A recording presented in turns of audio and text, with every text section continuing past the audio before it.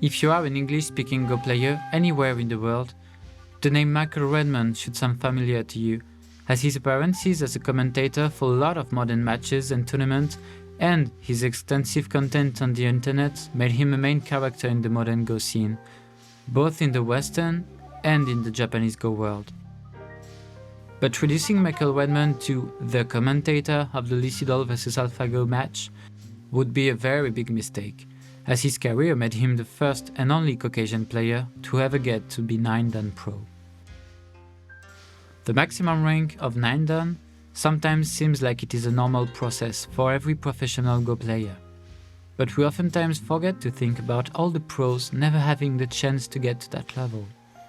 It requires an incomparable amount of time, effort and dedication just to get the opportunity to play a promotion tournament. Something that Michael has achieved and which is not to be considered lightly.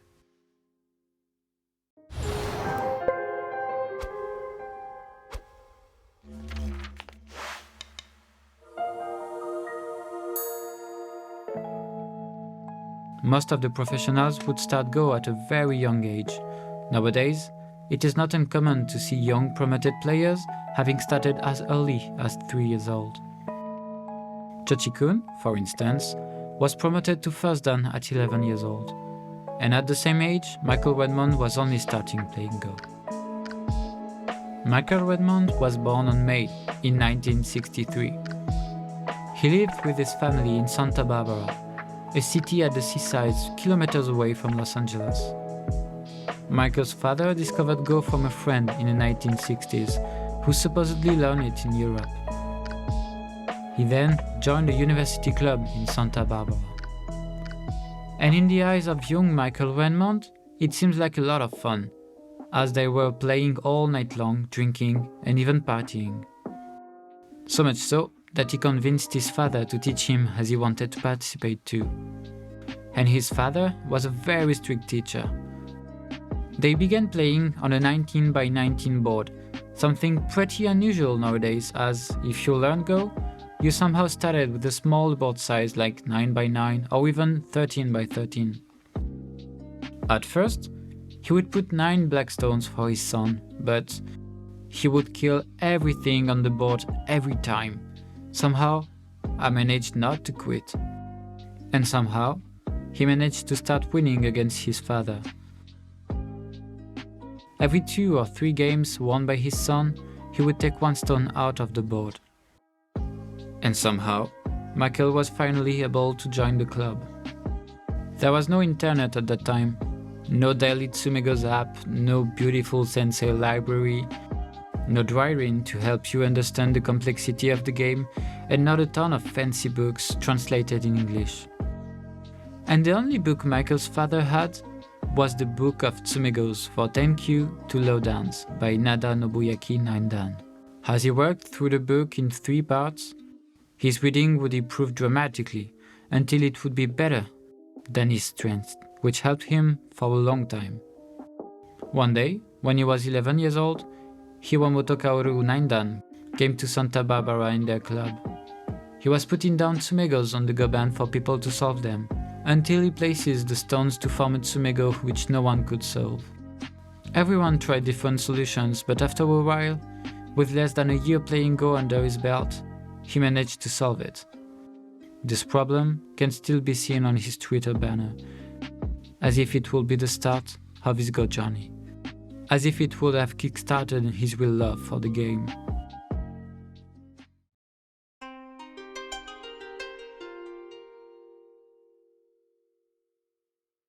Following this first encounter with what we could call the true magic of Go, he would continue playing in the club, and somehow when playing in Los Angeles for a Go tournament, where we met Richard Dolan, the man who took Michael away, as Michael's mother, Noni Redmond, would call in a YouTube video relating the events. Richard Dolan had some friends living in Tokyo and would frequently go visit them for some weeks in the summer. Knowing this, young Michael Redmond persuaded this man to go with him during next summer. Richard would only reply that the boy was so talented he had to go to Japan, before offering him to come with him for 6 weeks.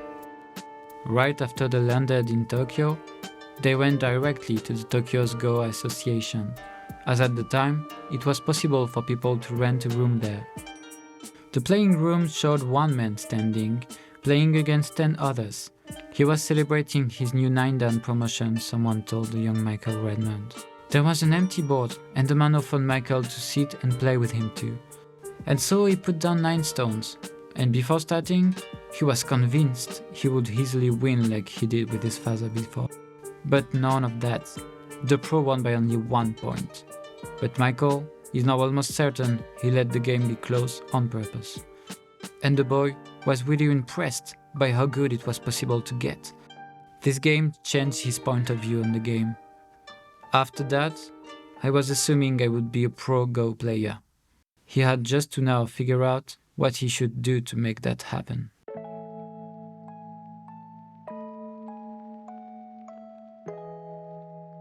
He should have stayed 6 weeks, but he finally came back after 2 months, the weekend right before school would start. After his trip with Richard Dolan to the country where becoming a professional was possible, he continued going to the Los Angeles Go Club, where he would do pretty well. Later, when he was still a young teenager, it turned out Michael had made an arrangement with Richard Dolan in order to go to Japan again. Only this time, he would go for 1 whole year. He was not finished with his dream to become a professional.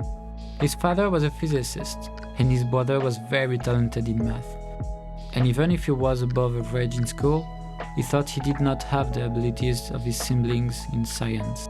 This participated in his desire to pursue a Go career, which was not possible here in the US, as the 3 main countries where Go is a main part of the culture were and still are Korea, China, and Japan.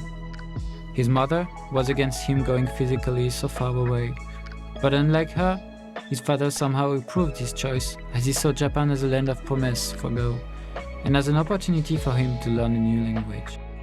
A friend of Michael Redmond, Robert G. Terry, wrote in an article, Michael's innate talent for Go had been apparent for some time.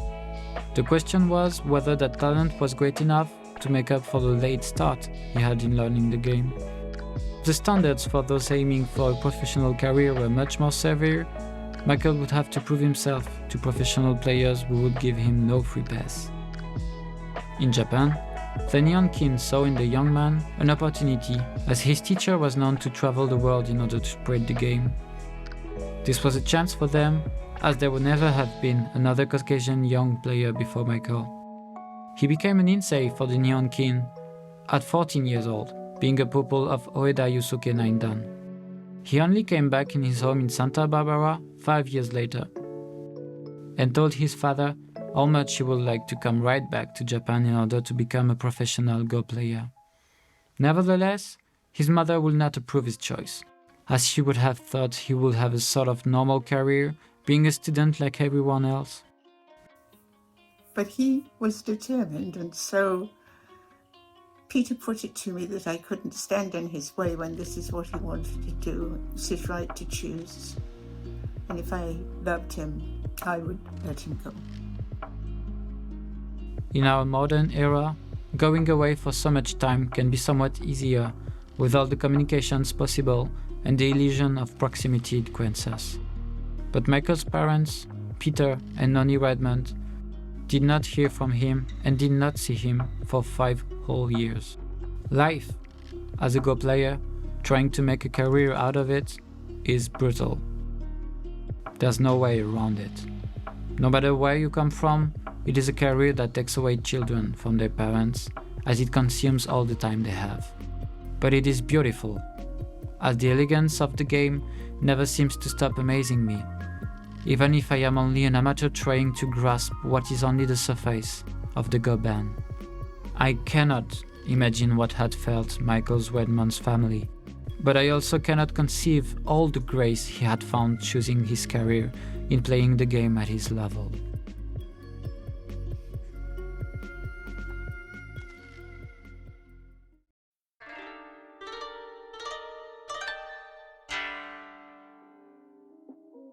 After 4 years in the country, he managed to live his dream as he got promoted to 1-dan professional in 1981.